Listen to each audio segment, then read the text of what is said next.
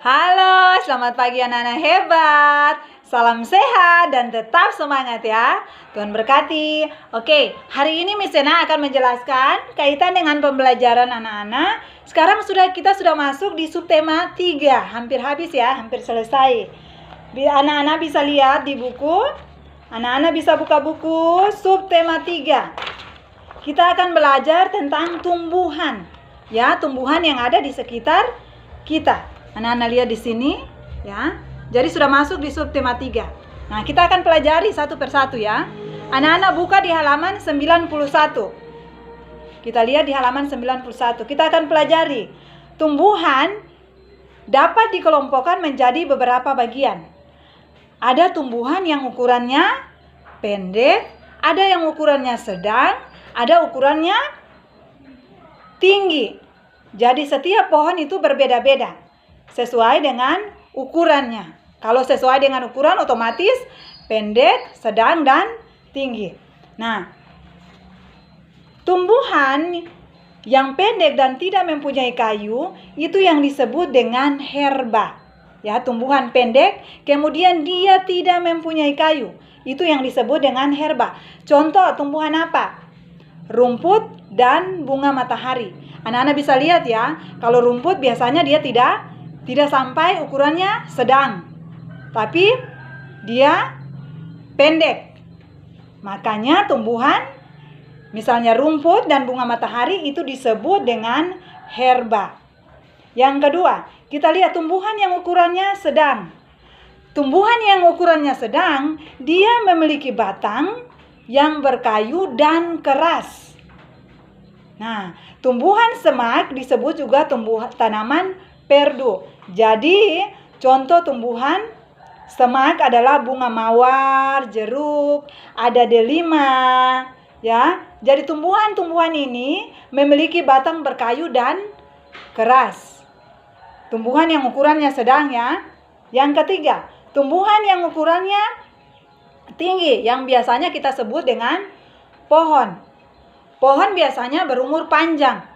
Contoh pohon apa? Pohon kelapa, pohon mangga, pohon rambutan, pohon langsat, ya. Itu dia berumur panjang dan ukurannya itu tinggi, sangat tinggi ya, sehingga disebut pohon. Ya, kalau namanya pohon itu otomatis ukurannya tinggi. Kita lihat lagi di halaman 102. Anak-anak bisa buka buku halaman 102. Nah, halaman 102 kita akan pelajari. Ada beberapa bagian-bagian dari tumbuhan. Tumbuhan memiliki bagian-bagian. Yang pertama, anak-anak lihat sini. Sesuai dengan gambar, sesuai dengan arah anak panah ya, anak-anak lihat. Di sini menunjukkan daun. Kemudian ada bunga. Kemudian ada batang. Kemudian ada buah. Yang terakhir, yang paling bawah itu yang namanya akar. Kita akan pelajari satu persatu. Akar berada di bagian bawah permukaan tanah. Jadi akar tidak ada yang dia berada di atas ya. Tapi akar berada di bawah permukaan tanah. Akar juga untuk mengangkut air dari tanah. Jadi misalnya hujan deras ya.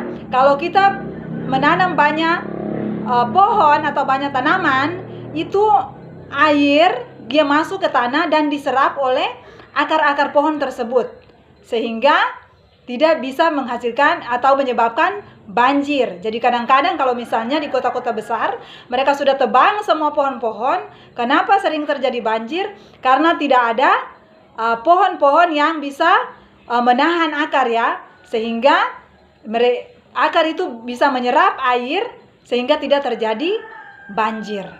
Nah, jadi akar pohon itu sangat penting. Yang kedua, batang. Batang berada di bagian atas permukaan tanah. Jadi batang tidak ada batang yang di bawah permukaan tanah atau di dalam tanah ya. Batang dia berada di atas permukaan tanah. Batang bermanfaat untuk menopang tumbuhan. Jadi kalau tumbuhan tidak ada batang, otomatis daunnya tidak ada. Rantingnya juga tidak ada. Jadi kalau batang tidak mungkin hanya akarnya doang. Ya, tidak boleh. Harus ada batang. Yang ketiga ada daun. Daun itu ada berbeda-beda ukuran. Jadi setiap daun pada tumbuhan itu dia berbeda ukuran. Ada yang ukurannya kecil, ada ukurannya agak besar, ada ukurannya agak sedang, ada ukurannya yang lebih besar. Ya. Kenapa? Karena pada daun terjadi pengolahan makanan. Jadi tumbuhan dia harus mempunyai daun. Kalau tumbuhan tidak mempunyai daun, bagaimana dia melakukan pengolahan makanan? Karena tumbuhan juga butuh makanan. Bukan manusia doang yang butuh makanan, tapi tumbuhan juga butuh makanan. Makanya tumbuhan harus mempunyai daun. Ya. Yang keempat, ada bunga. Bunga adalah bagian yang tercantik. Tapi setiap tanaman, misalnya bunga itu, kelihatan kalau misalnya dia baru muncul, ya baru keluar bunganya itu kelihatannya tanaman itu sangat indah, sangat bagus ya. Kenapa disebut bunga adalah bagian yang tercantik? Karena kalau tanaman dia tidak punya bunga, kelihatannya kurang bagus. Kelihatannya ketika kita pandang kurang bagus. Tapi kalau dia sudah menghasilkan bunga, otomatis kelihatannya sangat cantik. Yang kelima, tumbuhan harus mempunyai buah. Buah adalah bagian tumbuhan tempat menyimpan hasil pengolahan makanan. Jadi buah merupakan tempat menyimpan hasil pengolahan makanan dari tumbuhan tersebut. Jadi umumnya buah ini dia memiliki biji. Karena ketika dia memiliki biji berarti buah ini dia bisa menghasilkan tumbuhan yang baru.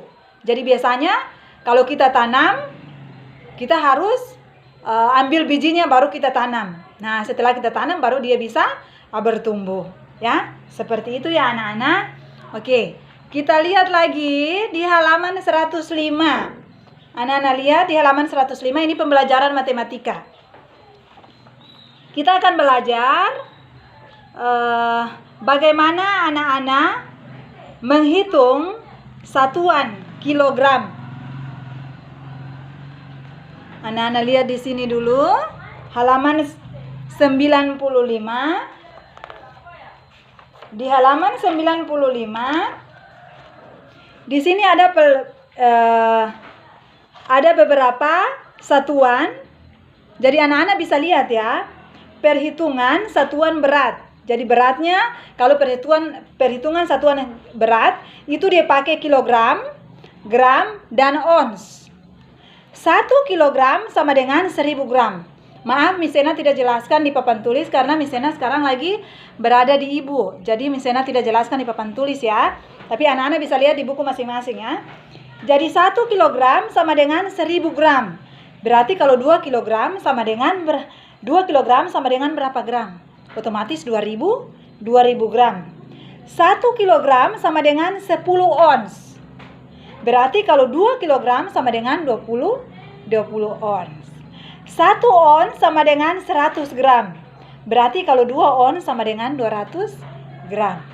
It easy ya. Sangat-sangat mudah. Jadi nanti ketika misalnya kirim tugas, anak-anak bisa kerjakan. Kita lihat lagi di halaman 99. Halaman 99 di sini ada beberapa tata tertib yang berlaku di sekolah.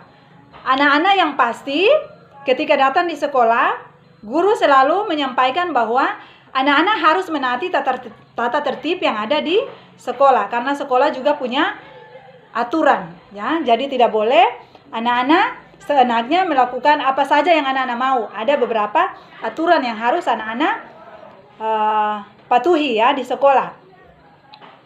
Contoh tata tertib saat bel masuk kelas berbunyi. Ya. Kalau anak-anak datang sekolah tidak boleh terlambat. Jadi misalnya SD Manggala Perkasa masuknya 7:30. Sebelum 7:30 anak-anak sudah masuk. Tidak boleh jam 8 baru datang.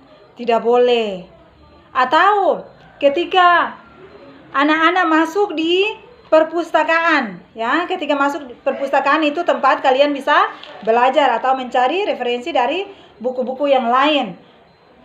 Setelah berada di perpustakaan, buku yang diambil kemarin Miss Sena jelaskan harus dikembalikan ke tempat yang semula supaya kelihatannya rapi.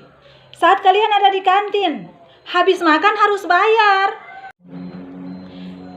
Jadi, itu merupakan tata tertib yang harus anak-anak patuhi ketika berada di lingkungan sekolah. Di rumah saja ada aturan atau tata tertibnya. Tidak boleh anak-anak senaknya pulang sekolah, kemudian sepatunya tidak diletakkan di tempat yang rapi, buka kaos kaki. Nah, jadi itu ada beberapa tata tertib yang harus anak-anak patuhi ya atau taati di lingkungan sekolah. Oke, terima kasih. Salam sehat, Tuhan berkati buat kita semua.